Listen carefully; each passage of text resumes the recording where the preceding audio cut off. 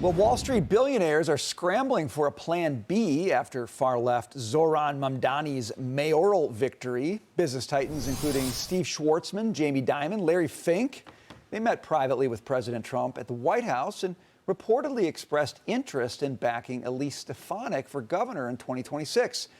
A Stefanik win could derail Mamdani's high-tax, freebie-laden socialist agenda. Meanwhile, President Trump says a meeting with Mamdani is in the works. The mayor of New York, I will say, would like to meet with us and we'll work something out. But he would like to come to Washington and meet, and we'll work something out. We want to see everything work out well for New York. Well, Jerry, I very much wish that I could be, somebody serving drinks or something at that meeting so I could see what was being said there. Although President Trump is interesting. He'll meet with anybody, and he'll actually be constructive with anybody, even somebody he called a commie during the campaign. It's great they're talking. So what do you, can he, It's great they're can the talking. president do some good here? Can he change Mamdani's mind at all? Hell no. Okay, I don't think so what's going to happen? There's only the big fist. There's only that I'm withholding dollars until. You think that's right? going to be it? That's the whole meeting. But that's the whole meeting. But I'm more interested in the bankers coming and kneeling before the king and saying, please help us get rid of Mamdani or blunt his impact, do something, bring in Elise Stefanik, get behind her, put her in the governor's mansion. I do wish, though, that these bankers would have the same message out of both sides of their mouth, because privately they're saying, we've got to get rid of Mamdani, but publicly they're saying, well, we're so glad to meet you, Mr. Mamdani, and, welcome to New York, welcome to leadership in this big, fine city.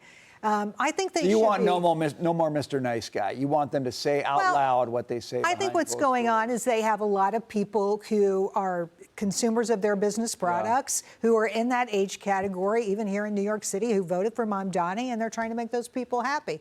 I just think that if what they really feel is anxiety over this, they should communicate it publicly. Taylor, what do you think?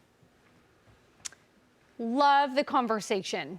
There's the saying, keep your friends close, your enemies closer. So if they want to have a conversation, great. I don't think that Trump would cave due to some little conversation with Mamdani and be like, okay, you're right, great meeting, here's the money. So let's have a meeting. Maybe Trump can tell him, this is a city I love, here are the options. Yeah. I'm happy to watch you fail, or here's, in my business experience, here's what works. Maybe Mamdani listens, maybe he doesn't, and then may the best man win. May the best policy win, and we will see which policy keeps New York on top or not. So I'm actually happy that they're having a conversation. Let's see how it goes. What do you think, Tegan? I disagree with Larry Kudlow. Elise Stefanik, if she wins the governorship, isn't going to fix problems all the problems that would potentially be created by Zohran Mamdani as the mayor of New York City. And I hate this, behind the scenes, backroom dealing nonsense. Does it play right into the left's argument about the whole city when that happens? The backroom stuff? They should be standing, side by side and supporting President Trump. Dimon, he's not a Republican. And the central issue will be crime. And I've said this before. What will drive revenue into the toilet is if Zohran Mamdani does not fight crime. Jesse Tisch, the head of the NYPD, is it still up in the air whether supposedly they met, but she didn't say whether she was staying or not. Up in the, who is going to be the head of the police department? I've heard about people who are actively campaigning for the job. Nah, they're okay. I've heard about this from former police officers. They're okay, but they are starting to sound and speak like Mamdani about letting people out of prison. That will drive tourist revenue away. That will drive hotel revenue down. And where are these CEOs going to be when crime goes up and they're putting their employees at risk. Yeah. That's my central issue is crime. And the governor can't, well, really do anything about it other than jawbone the mayor. Can I make just a very quick point? We were in London last week, listening to their news headlines. The country just got rid of all of their police commissioners.